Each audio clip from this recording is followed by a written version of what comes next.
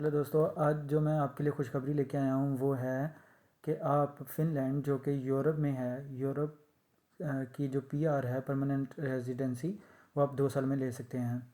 जी हाँ, फ़िनलैंड जो कि यूरोपीय यूनियन का और शेंजन जोन का भी हिस्सा है, उसकी पीआर सिर्फ 2 साल में। अस्सलाम वालेकुम। आज हम फ़िनलैंड के बारे में और उसकी पीआर के बारे में जानेंगे कि सिर्फ 2 साल में हम कैसे उसकी परमानेंट रेजिडेंसी ले सकते हैं। तो आइए स्टार्ट करते हैं। हाँ जी, तो जो ये रिक्वायरमेंट है ये अभी जो है 8 अक्टूबर को, सॉरी, 8 जनवरी को 2026 को जो है अमेंडमेंट हुई इनके लॉ में। और जिसके अकॉर्डिंग अब जो स्टूडेंट हैं जिन्होंने मास्टर किया है या बैचलर किया है फ़िनलैंड से, वो जो है वो डायरेक्टली पीआर ले सकते हैं। जी हाँ, अगर आपकी मास्टर 2 साल की है या बैचलर है आपने की है फ़िनलैंड से, तो और अगर आपने 15 क्रेडिट आवर का या वैसे जो है वो फिनिश लैंग्वेज का कोर्स किया है यूनिवर्सिटी से, तो आप एलिजिबल हो सकते हो। जी हाँ, ये दो मेन रिक्वायरमेंट हैं कि आपने जो डिग्री करनी है वो वहाँ से होनी चाहिए, फ़िनलैंड से की हुई हो, और प्लस आपको फिनिश या स्वीडिश लैंग्वेज आनी चाहिए। A2 लेवल, चाहे वो आपने कोई कोर्स किया है यूनिवर्सिटी से इस लैंग्वेज का, या आपने 15 क्रेडिट आवर का कोई कोर्स किया है या सर्टिफिकेट कोर्स किया है। तो दो रिक्वायरमेंट हैं ये। बाकी जो इनकम रिक्वायरमेंट्स थी वो मैंने काफ़ी ट्राई किया है कि मैं चेक कर सकूं, लेकिन मुझे कुछ एज स्पेसिफिक नहीं मिला कि आप जो है वो इनकम प्रूफ कैसे शो करेंगे। बट ये है कि अगर आपने वहाँ से बैचलर या मास्टर किया है, तो अगर आपके पास जॉब ऑफ़र है या आप कोई कारोबार स्टार्ट किया है आपने, तो वो आप as a proof of funds show कर सकते हैं आपके सर्वाइवल के लिए। एज सच कोई ऐसी रिक्वायरमेंट मुझे नहीं नज़र आई उनकी ऑफिशियल वेबसाइट पे। बट आई होप सो कि ये ऐसा होगा, क्योंकि कोई भी रेजिडेंसी प्रोग्राम हो, चाहे वो स्टूडेंट के थ्रू हो, चाहे वो वीज़ा रेजिडेंस हो, तो उसमें वो प्रूफ ऑफ फंड्स या इनकम सोर्स पूछते हैं। तो इसलिए ये आपको प्रिपेयर होना चाहिए। तो जी हाँ, आप अगर 2 साल का मास्टर करते हैं तो उसके बाद आप पीआर डायरेक्टली अप्लाई कर सकते हैं। अब इसका मैं प्रोज़ एंड कॉन्स भी बता देता हूँ। ये तो थे फ़ायदे था कि 2 साल में आप पीआर ले लोगे मास्टर या बैचलर करके। अब इसके डिसएडवांटेज ये है कि एक तो वहाँ पे फ़ीस जो हैं वो हाई हैं यूनिवर्सिटीज़ की, तकरीबन 12-13 हज़ार यूरो है। और जो लिविंग एक्सपेंसेस हैं वो भी जो हैं वो हाई हैं। मीन आपको जो बैंक स्टेटमेंट शो करनी पड़ती है लिविंग एक्सपेंस के लिए, वो आपको अगर हेल्सिंकी जो एरिया इनका जो कैपिटल है अ, उस एरिया में है, तो आपको एटलीस्ट 14,000, जी हाँ, 14,000 जो यूरो हैं वो आपको पर ईयर के शो करवाने होते हैं स्टडी के लिए। और अगर दूसरे एरियाज़ हैं तो उसमें 12 और 10,000 है। तो मीन फ़ी काफ़ी हाई है। और प्लस दूसरा मैं कहूँगा कि जो सिटीज़नशिप है वो आपको मिलती है 8 साल गुजारने के बाद। अगर आपने लीगल तरीके से 8 साल फ़िनलैंड में गुजारे हैं कंटिन्यूसली, तो आप सिटीज़न बन सकते हैं पीआर लेने के बाद ना।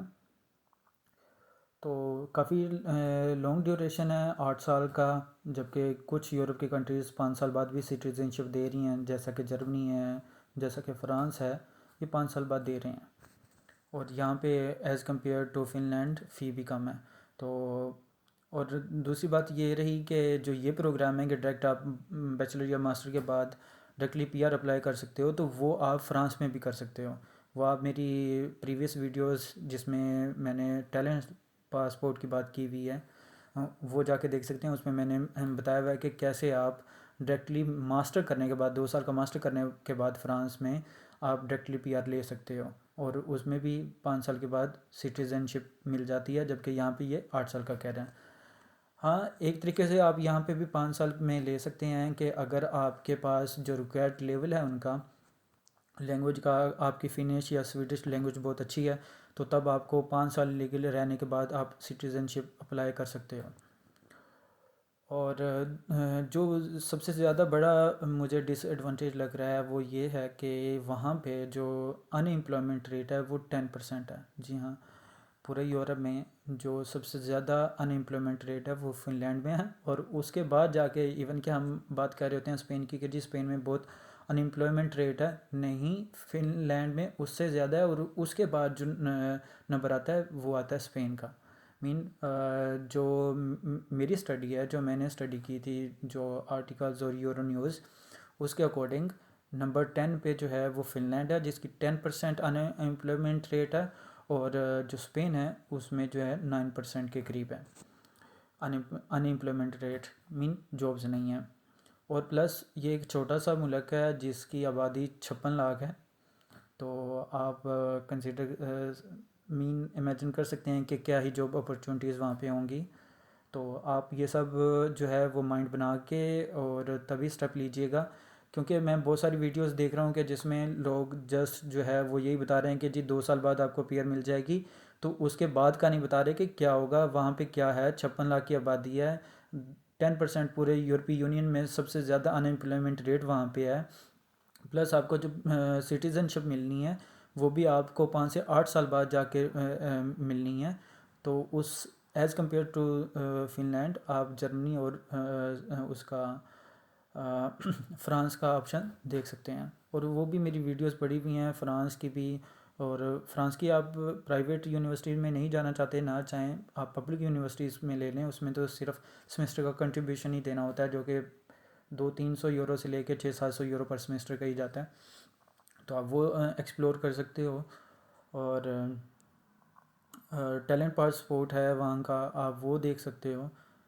तो एक और जो बड़ी मिस्टेक्स जो हैं वो लोग सोचने में करते हैं कि हम तो यहाँ की पीआर लेके और दूसरी यूरोपीय यूनियन की कंट्रीज़ में हम मूव हो जाएंगे।